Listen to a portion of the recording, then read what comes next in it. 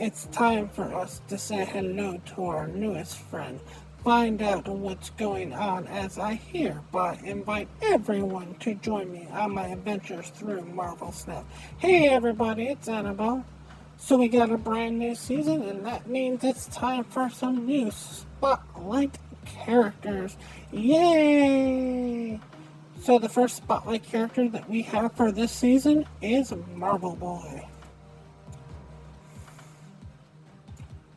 Marvel Boy is a member of the Kree race.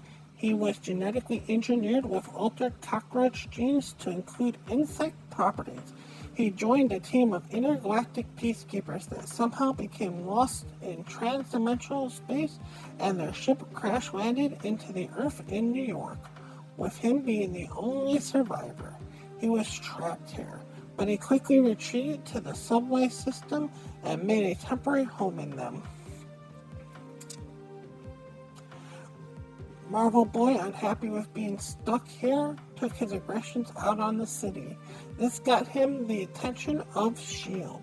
A battle was started where he eventually got taken down, but after seeing how well he fought, he was asked to join the Avengers. He was initially unwilling to help out humans, but relented after he was promised they would get him home. He spent years with the Avengers until one day they told him they found him a way to go back home. Marvel Boy, instead of going home, decided to meet up with Kate Bishop to confess that he loved Earth too much for him to stay away. He did not want to leave the Earth, explaining that during his time here he became a fan of the Earth, particularly of a young heroine named Kate Bishop. So he established a satellite in the orbit of Earth, joining Kate Bishop and assisting her in forming the Young Avengers, where he joined the team in their subsequent journeys. Marvel Boy is impulsive and aggressive. He is not afraid to bring self-replicating grenades to a knife fight. He still holds a lot of grief for his loss of friends and loved ones, and does not want to lose anything he loves ever again, especially if that love is Kate Bishop. He is devoted to the well-being of planet Earth. Though his approach may not immediately make sense to humans, he does follow his own alien logic. Marvel Boy has enhanced reflexes, speed, strength, and endurance. He can suppress any stimulus he does not want to experience, making him a deadly opponent in battle. He can also scale even the smoothest surfaces and ceilings. His saliva contains properties that can infect the bodies and minds of those it touches, and he can access a wide variety of advanced technologies, including self-replicating grenades and plasma guns. Marvel Boy is a member of the Kree race, and after his ship crash-landed onto the Earth, instead of him going home when he got the chance, he decided to stay on Earth and help out a small, young team that was just starting. This is represented in Marvel Snap by the fact that on the end of every turn that it's on your side, he will help out your teammates that are the smallest. So in Marvel Snap, he is a 3 cost 2 power with the description of after each turn, at the end of each turn, give 3 of your 1 cost cards plus 1 power. This doesn't mean that you have to have 3 1 costs out there. You can have 1 1 cost, 2 1 cost, or 3 1 costs. But it'll give each one of them 1 power. If you have 4, he'll still only give 3 of them plus 1 power. In Marvel Snap, I gave him a star rating of 2. So let me go over why he unfortunately ended up being all the way down at a 2 cost for star rating. Here's the problem. First of all, let's talk about the main problem in the room. Killmonger. Since they're 1-drops, Killmonger can just take them down at any point. If you don't want Killmonger to take them down, you have to play with Kyra. If you're trying to play Kyra and the 1-drops and Marvel Boy, you're just basically trying to make a deck that is so... You have to get every part on every single turn for basically not a lot. Now, here's the problem with him. When you look at him as a card, he basically falls under the same stat line as Magic. And that's almost wrong to put him at the same stat line as Magic. The stat line that you almost want to look at him as is a Doctor Doom. And that's the problem. This should be a Doctor Doom. If you get this right on 3, if you have the 1-drops out, you get 4 turns, because you get 3, 4, 5, and 6. So that means all those 1-drops get plus 4 power, which means if you have 3 down, you're basically the equivalent of having 5 in each lane. So it's actually plus 2 over what Doctor Doom would be. And you get to set that up beforehand. But the problem is the only card that really helps you out in that situation is Squirrel Girl. There's no other card on 1, at least so far, that puts down minions that quickly. Because you need to have a minion on 1 and a minion on 2. Or on hero on 1. I don't know what they call it. I think they're called minions, characters. On 1 end. Because if you don't have Squirrel Girl on 1, you need to go and put down something on 2 and 3. Because you want them down. You want Marvel Boy down right on 3. Because every turn that you're missing Marvel Boy, you're losing out on 3 power. So on turn 4, you've lost 3 power. On turn 5, you've lost 6 power. And on turn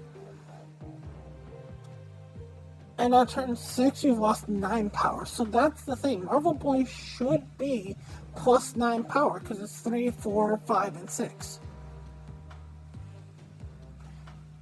So 3, 6, 9, 10, 11, 12. It can go up to 12 power. So you're talking plus 12 power on the board, and that should be a great card. But I couldn't find a card that this worked with. It doesn't work with Cerebro because of the fact that one of your cards, unless you do something really weird, is going to be a higher power than the rest of your cards. If you're using Squirrel Girl's going to be higher than the squirrels. I tried to make this work with Kitty Pryde, and it does technically work with Kitty Pryde. If you play Kitty Pryde and you play Marvel Boy, the Marvel Boy will go off, give her the plus 1 power, then the Kitty will return back to your hand. But to try to get that down, you have to basically play Kitty on 4. The whole idea is you play Kitty on 1, and then on 2 you play Angela, and then on 3 you play Thena and Kitty, and then on 4 you play Kitty and Marvel Boy, and 5 you play Kitty into the Shuri, and on 6 you basically play Kitty and Taskmaster. It's a possibility. But because you're playing her on 4, in that situation, you have 4, 5, and 6, which is only giving her 3 charges, which is the equivalent of basically throwing a Hulkbuster on her. So unless you have out more than 1-drop, you're not getting that much power. I tried a deck where I put Nebula in this. I tried Nebula and Marta. Trying a deck where I just went hard, like here.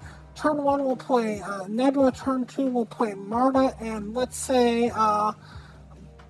Hydra Bomb, and just have them gain power each turn on the Marvel Boy.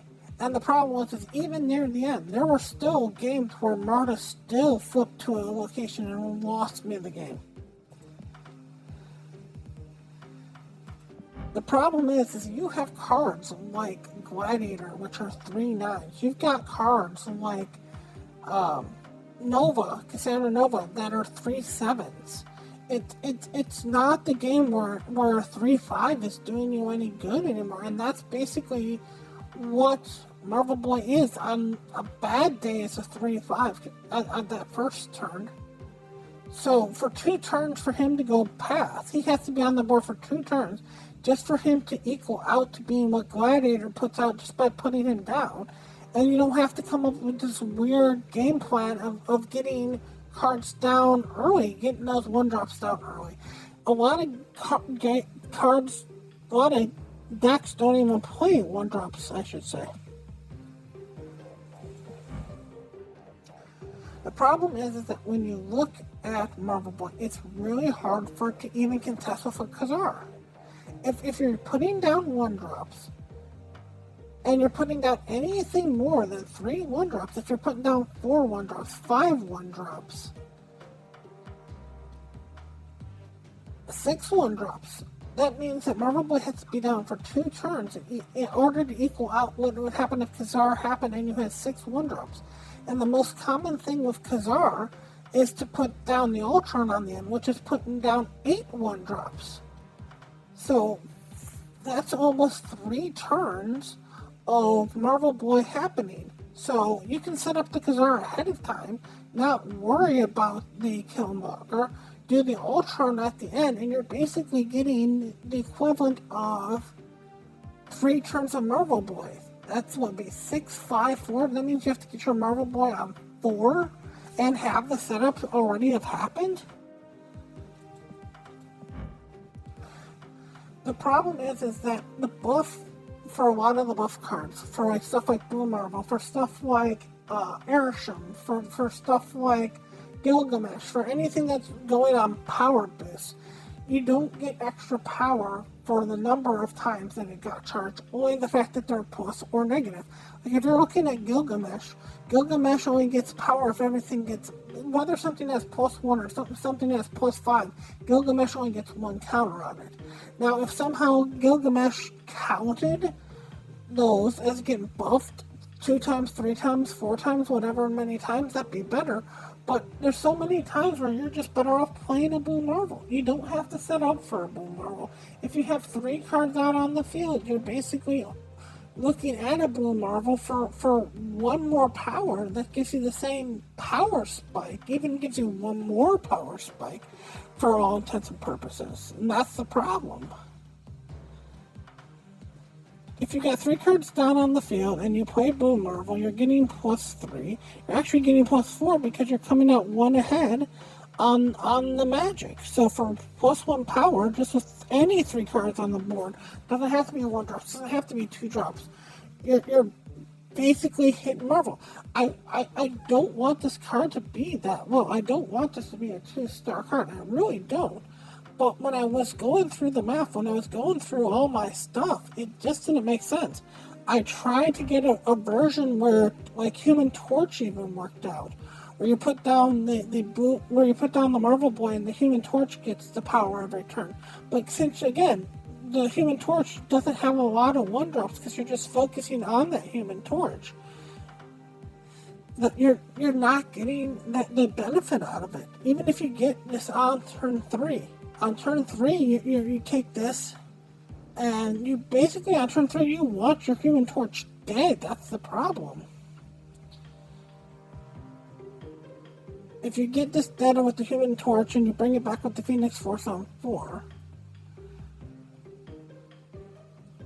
it's still only turn 4 that it starts getting, so that's 4, 5, and 6. It's getting 3 extra power.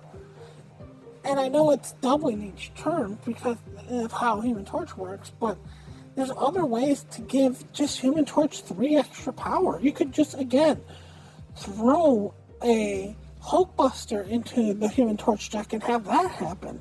Put it on the Phoenix Force and go giddy. You don't have to set up and sacrifice a lot.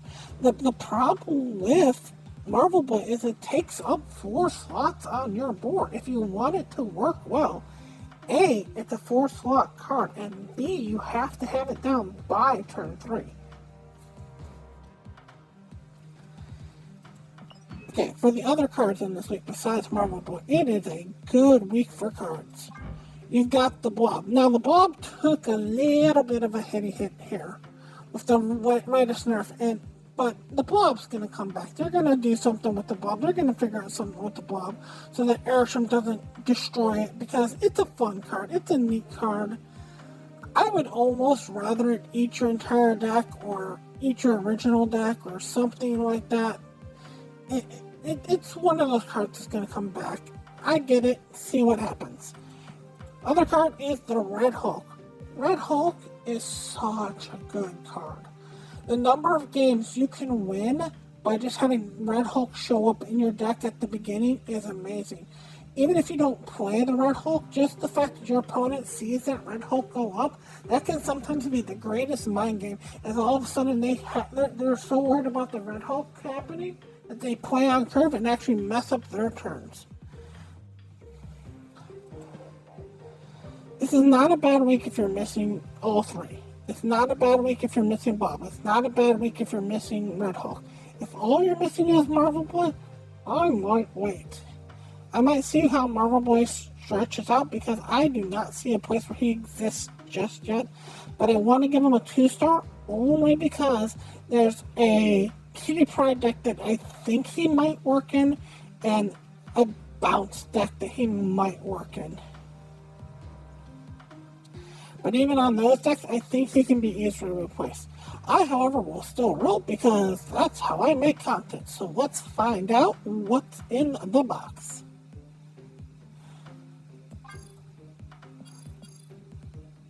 What's in the box? What's in the box?